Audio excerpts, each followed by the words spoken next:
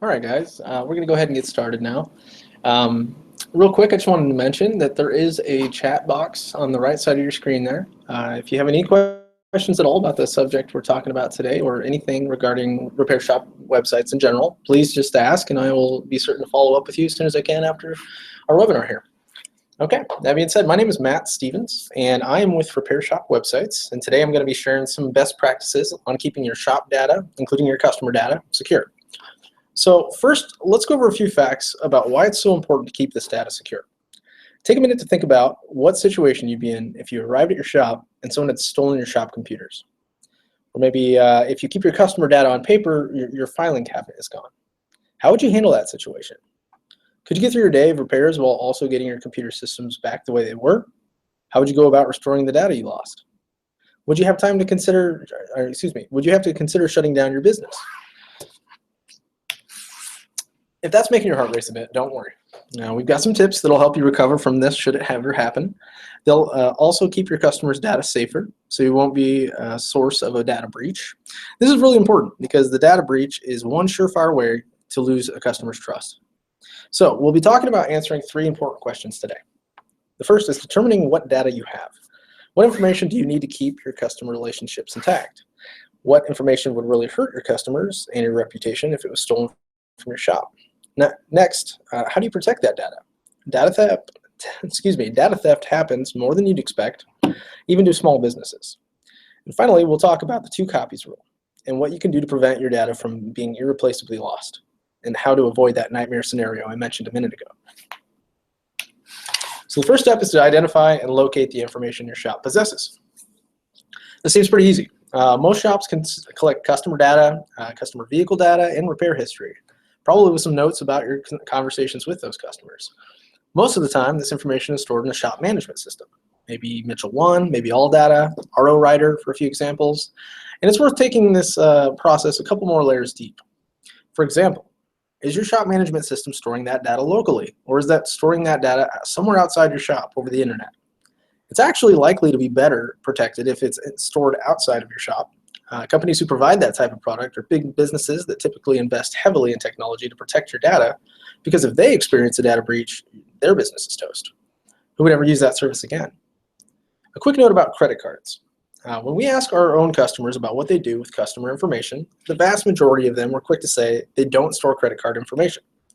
If it lands on paper, it's shredded immediately. If it's not recorded, and it's not recorded in any computer system.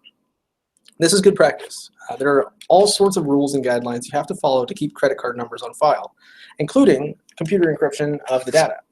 The few shops that did have access to customer credit card information were using online shop management systems to store it for them. In this case, that software company was paying all of the costs of following the guidelines, so the shop didn't have to. If you're not using a third party to take the risk of storing this information, it's not worth the risk and trouble. Another question. When your service writer takes notes while they're talking with a customer, are those notes being put into a shop management system as well? Are any of those notes nasty or snarky? Maybe if a customer's been a real pain to work with? Another important question, regardless of whether the notes are glowing or sometimes nasty, who has access to that information? If one of your shop technicians got really mad or just went crazy and decided to take all of that information to the low integrity shop across town, how hard would that be? The goal here isn't to be suspicious of everyone in your shop. It's just to make sure that people don't have access to the information unless they really need it. Restricting access doesn't just restrict it from your shop staff, it protects it from everyone else that could access it if somehow they found that staff member's username or password. If there's no username or password protecting your data, all anyone would need is a flash drive and 3 minutes of an unintended computer to wreck your small business. It may not be a likely scenario for any one business, but things like this happen to small businesses all the time, and they're extremely difficult to recover from. This is a good opportunity to segue into protecting the data you have. Restricting access to customer information is just one simple step you can take to improve the security of your shop's data. There are a number of other simple steps you can take, and you'll be surprised how many of them involve staff accidentally giving information away to people who shouldn't be getting it. It's been confirmed by several studies that the biggest threat to your information is social engineering. Social engineering is a fancy term for someone who, outside of your shop, convincing one of your employees that they're entitled to information they have no business getting. Some of these you've probably thought about, some you probably haven't. For instance, you know not to give passwords to financial accounts to someone over the phone if that person has called you. You probably know not to give out customer information unless you know the person on the other end of the line or you've confirmed their identity. But if you get an email from your bank, is it really from your bank? Always ask yourself if you're expecting an email before you click on the links inside of it. Some emails that carry viruses or malware are designed to look like they're from someone official.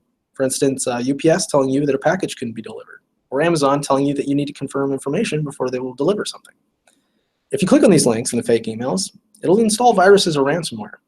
These programs can lock up the information on your computer and will delete all of the information if you don't pay a ransom. These are all social engineering techniques because the outside person tricked you into giving them access to your data.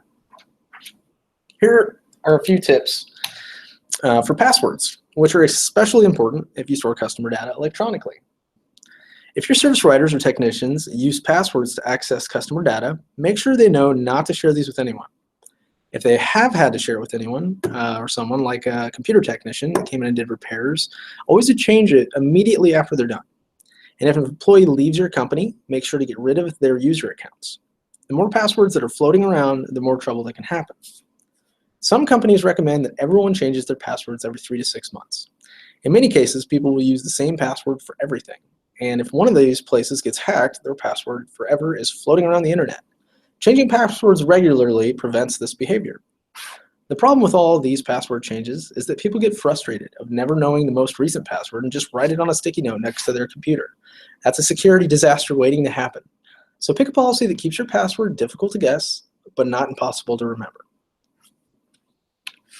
Now finally, make sure that you have an antivirus or anti-malware program installed on your computer. There are many of them out there, and most of them do a good job of protecting you against the vast majority of threats. They do slow down your computer a bit, and most of them have an annual fee, but it's well worth the small expense to protect not only your data, but also the computers that you use to access technical information, record transactions and profits, and search for the day-to-day information a shop needs to be successful. Just remember that these programs can protect you against something or someone getting control of your data without your involvement, but they can't stop social engineering. The last thing I want to talk about is the 2 copies rule. As you're asking yourself what data you have, you may realize you don't need some of it. It doesn't help you serve your customers better, and it's risky having it floating around. If that data is on your PC, delete it. If it's on paper, shred it. There's no point in keeping risky data around. However, you're also going to encounter a lot of data that really does help your shop. There's existing customer data, data about the success of coupons or other marketing campaigns, information about your employees, the data you're legally required to keep, invoice data, profitability data, all types of information that your shop needs to operate successfully. And you need a copy of all this data. And there's nothing worth keeping 1 copy of that isn't worth keeping 2 copies of. Think about it. If you lose any of that data, it's going to cost you precious time and money. Some of it can never be recovered.